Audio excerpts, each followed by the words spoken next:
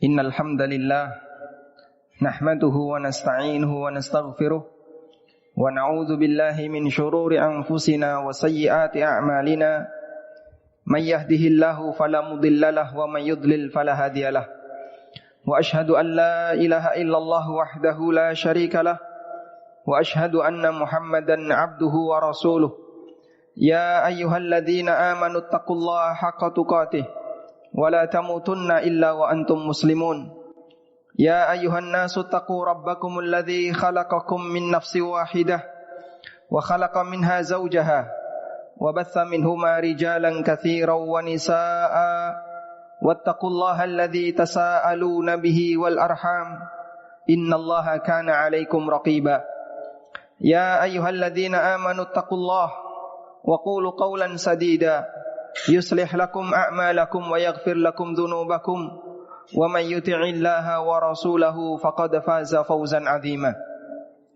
أما بعد فإن أصدق الحديث كتاب الله وخير الهدى هدى نبينا محمد صلى الله عليه وسلم وشر الأمور محدثاتها فإن كل محدثة بدعة وكل بدعة ضلالة وكل ضلالة في النار. Kaum muslimin, jamaah Jumat yang dimuliakan Allah Ta'ala, syukur alhamdulillah layak kita haturkan kehadirat Allah atas kemudahan yang Allah berikan kepada kita untuk melaksanakan rangkaian ibadah, terutama di hari Jumat. Dan di antara ibadah yang saat ini sedang kita laksanakan, yaitu ibadah salat Jumat, yang disebut oleh para ulama sebagai afdalu salatil maktubati alal itlaq, salat wajib yang paling afdal di antara salat-salat wajib yang lainnya. Karena Allah Subhanahu wa taala menyediakan banyak sekali pahala bagi mereka yang melaksanakan salat Jumat yang itu tidak disediakan dalam kegiatan salat wajib yang lainnya. Karena itulah bersyukurlah bagi Anda yang bisa hadir sebelum khatib naik mimbar. Sebagaimana yang disebutkan dalam hadis riwayat Bukhari Muslim, Nabi sallallahu alaihi wasallam menceritakan tentang keberadaan para malaikat yang mereka bertugas untuk mencatat setiap orang yang masuk masjid sebelum khatib naik mimbar. Dan ketika khatib naik mimbar, maka mereka menutup catatannya dalam rangka untuk mendengarkan khutbah. Sehingga bagi mereka yang datang telat, meskipun dia sudah memiliki amalan berupa Jumatan, tapi dia tidak memiliki presensi khusus berupa hadir ketika khatib sebelum naik mimbar. Kemudian kita juga bersyukur kepada Allah Subhanahu wa taala dengan adanya nikmat aman. Yang dengan nikmat ini kita bisa melaksanakan berbagai macam aktivitas tanpa gangguan, tanpa rasa takut, tanpa tekanan dari yang lain, dan itu nikmat yang luar biasa. Karena itulah Nabi sallallahu alaihi wasallam menekankan agar sesama kita berusaha untuk menjaga nikmat aman ini. Sampai beliau memberikan definisi seperti apakah seorang muslim. Nabi sallallahu alaihi wasallam bersabda, "Al-muslimu man salimal muslimuna min lisanihi wa yadihi." Seorang muslim adalah di mana orang muslim yang lain dia selamat dari gangguan lisan dan tangannya. Sehingga aman dalam agama kita tidak hanya aman dari sisi terjaga dari gangguan fisik maupun harta. Termasuk aman dalam agama kita adalah aman dari sisi terjaga dari gangguan kehormatan yang disebabkan karena ulah lisan yang tidak bertanggung jawab. Hadirin jamaah Jumat yang dimuliakan Allah Subhanahu wa taala. Salah satu di antara tema khutbah Nabi sallallahu alaihi wasallam, beliau sering sekali menyampaikan beberapa kritikan dalam rangka untuk meluruskan pemahaman yang terjadi di tengah umat Islam. Dan ada beberapa hal yang barangkali untuk kita perhatikan terkait masalah pemahaman yang ada di tengah masyarakat yang butuh untuk kita luruskan.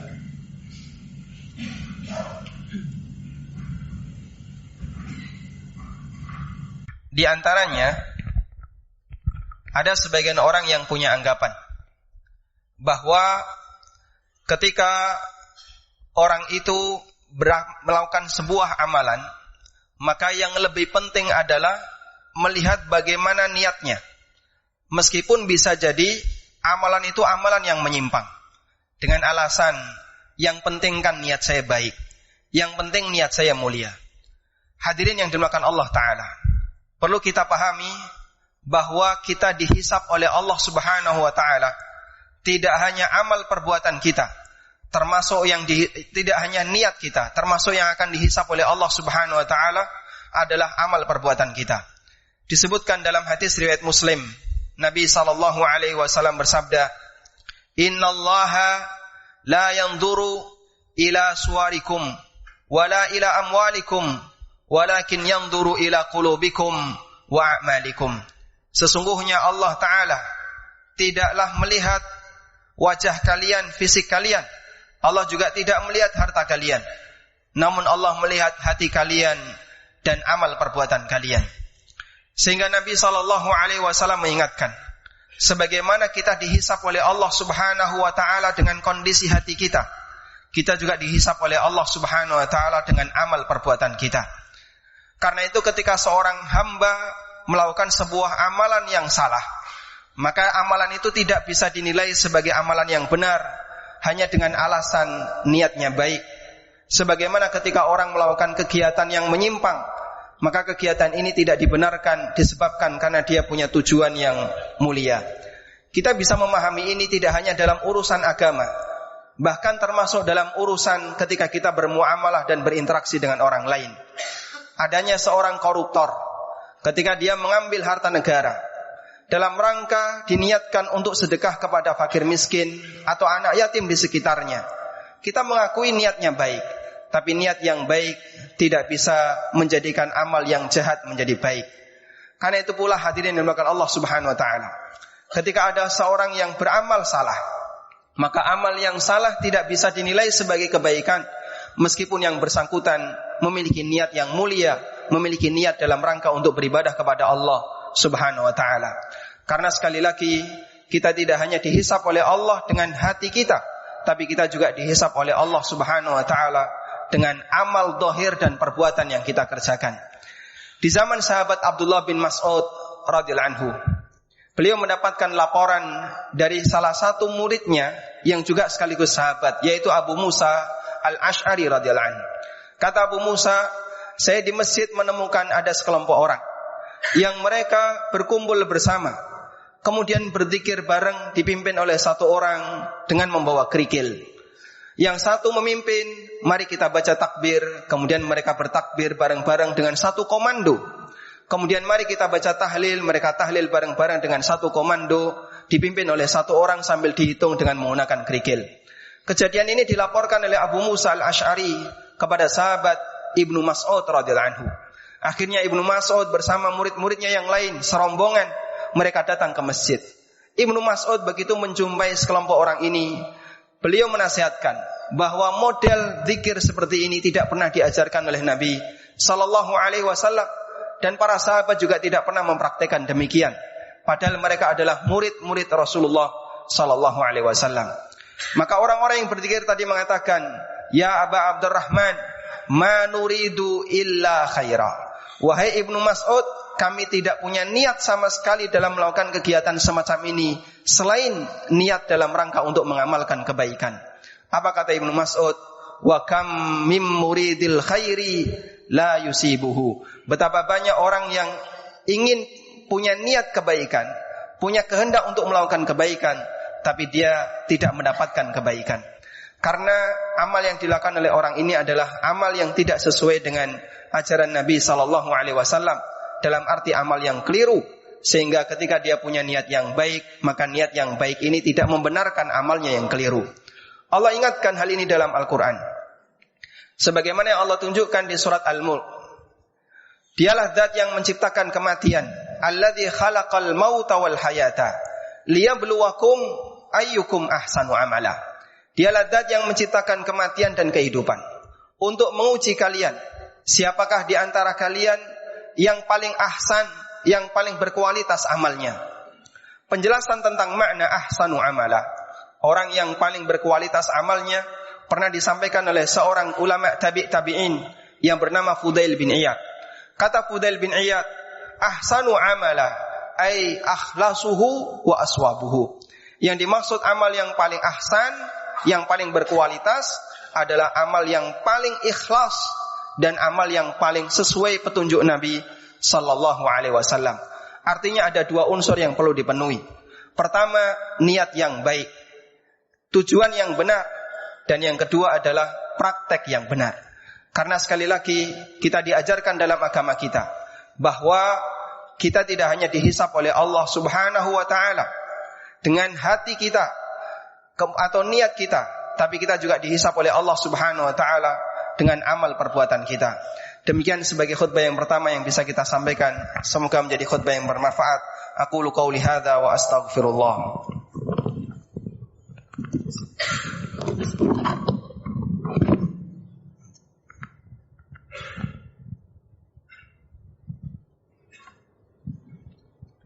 Alhamdulillahi wa kafa, wassalatu wassalamu ala rasulil mustafa wa ala alihi wa sahbihi wa mawalah, wa ashhadu an la ilaha illallah wahdahu la syarikalah, wa ashhadu anna muhammadan abduhu wa rasuluh. Hadirin jamaah Jumat yang dimuliakan Allah Subhanahu wa taala. Ada juga sebagian orang yang punya pemahaman bahwa jika kalian mendapatkan perbedaan pendapat di kalangan para ulama, maka silahkan memilih salah satu di antara pendapat yang menurut kamu paling sesuai dengan kepentinganmu. Nanti kalau pendapat ini benar, maka kamu dapat surga. Dan jika pendapat ini salah, maka yang menanggung dosa adalah ulamanya. Dan pemahaman ini umum di tengah masyarakat. Sehingga mereka menganggap ketika ada khilaf di kalangan para ulama, maka masyarakat boleh milih sesuka hatinya, bahkan sesuai dengan kepentingannya. Dan dia punya anggapan, nanti kalaupun salah, sudah ada yang nanggung, yaitu ulamanya. Prinsip ini berkali-kali disalahkan oleh Allah Subhanahu wa ta'ala dalam Al-Quran. Karena Allah Subhanahu wa ta'ala mengajarkan kepada kita, kullu nafsin, masing-masing jiwa, mereka menggadaikan dirinya terhadap amal yang dia lakukan. Allah Subhanahu wa ta'ala tunjukkan di surat Al-Furqan, penyesalan sebagian hamba disebabkan karena dia salah dalam memilih pendapat. Allah berfirman, wa yauma ya'addu adh-dhalimu 'ala yadayhi. Ingatlah pada hari ketika ada orang-orang zalim yang mereka gigit jari. Kenapa gigit jari? Untuk menunjukkan kalau dia itu menyesal. Yaqulu ya laitani takhadtu ma'ar rasuli sabila. Dia mengatakan, andaikan dulu saya mengikuti jalannya para rasul. Ya wailata laitani lam attakhidh fulanan khalila. Kenapa dulu, andaikan dulu saya tidak mengikuti si fulan sebagai pemimpinku. Laqad adallani 'anidz dzikri ba'da idz ja'ani. Sungguh dia telah menyesatkanku setelah datang peringatan yang sampai kepadaku. Wa kana syaitanu lil insani khadula. Dan ketika di hari kiamat, setan tidak akan memberikan pertolongan bagi manusia yang dihukum oleh Allah Subhanahu wa taala. Ayat ini menunjukkan bahwa orang ketika memilih pendapat, maka dia harus mempertanggungjawabkan apapun yang dia pilih. Sehingga sebagaimana para ulama mereka bertanggung jawab terhadap pendapat dan ijtihad yang mereka sampaikan, terhadap fatwa yang mereka utarakan, maka demikian pula masyarakat umum, masyarakat awam yang sedang belajar, mereka juga bertanggung jawab ketika memilih salah satu di antara pendapat tokoh yang ada di sekitarnya.